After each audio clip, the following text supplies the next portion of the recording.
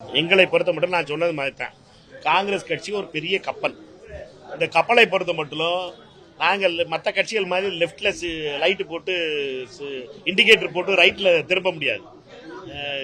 மற்ற கட்சிகள்லாம் பல கட்சிகிட்ட பேசிக்கிட்டு இருக்கோம்.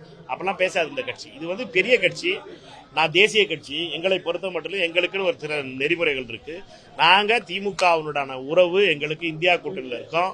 இந்தியா கூட்டணியில் டெல்லியில தலைமை தாங்குகிறோம். எங்களை பொறுத்த மட்டும் அவர்களுடைய உறவு அந்த உறவுல பேசுவதற்காக குழு அமைச்சிருக்கோம்.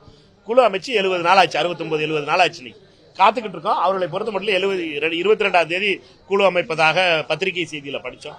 எங்களுக்கு முழுமையான நம்பிக்கை இருக்கிறது. எங்களை பொறுத்த மட்டும் எங்களுக்கு உரிய மரியாதை கிடைக்கும் என்ற நம்பிக்கை எங்களுக்கு முழுமையாக இருக்கிறது.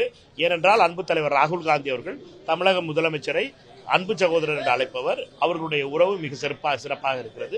எங்களுக்கும் நம்பிக்கை இருக்கிறது.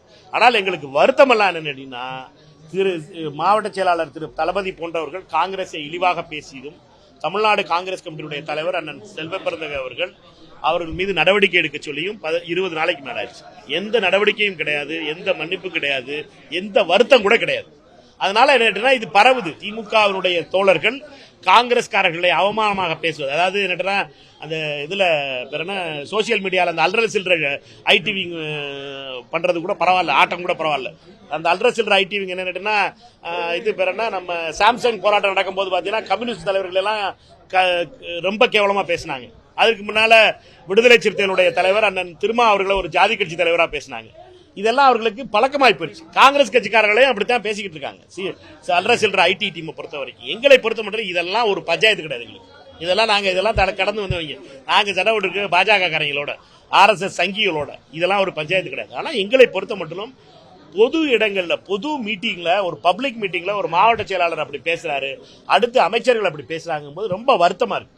அவர்கள் மீது எந்த ஒரு எச்சரிக்கையும் கிடையாது, எந்த நடவடிக்கையும் கிடையாதுங்கும் போது ஃப்ரீ ஃபார் ஆல் ஆகி போச்சு. இப்ப என்ன ஆயிடுச்சுன்னு கேட்டீங்கன்னா, எங்களை மட்டும் அடிச்சுக்கிட்டு இருக்க முடியாது, நாங்க மட்டும் அடி வாங்கிட்டு இருக்க முடியாது, நாங்க மட்டும் அவமானப்பட்டுக்கிட்டு இருக்க முடியாது. எங்களை பொறுத்த மட்டும் எங்களுக்கு வழியெல்லாம் தமிழ்நாடு காங்கிரஸ் கமிட்டியுடைய தலைவர் செல்வப்பிரந்தகை அண்ணன் அவர்கள் கோரிக்கை வைத்திருந்தாரு. மாவட்ட செயலாளர் மீது நடவடிக்கை எடுக்கணும். அவர் வந்து தமிழ்நாடு காங்கிரஸ்காரர்களை ஊர்ல ரொம்ப அவமானப்படுத்திட்டாருன்னு சொல்லி மதுரை திரு தளபதி அவர்கள் மீது நடவடிக்கை எடுக்கணும்னு சொல்லியிருந்தார். அந்த கோரிக்கை என்னாச்சுன்னே தெரியல. 20 நாள் ஆகி போச்சு. அதை பொறுத்த மட்டும் அவர் வருத்தமும் தெரிவிக்கல, மன்னிப்பும் கேட்கல, எதுவும் பேசல. இது என்னதை காட்டுதுன்னா, தோழமையோடு இருக்கும் பொழுது இப்படிப்பட்ட நடவடிக்கைகள் என்பது வருத்தத்தை தருகிறது. எங்களை பொறுத்த மட்டும் நாங்கள் கேட்பதெல்லாம் மரியாதை தான்.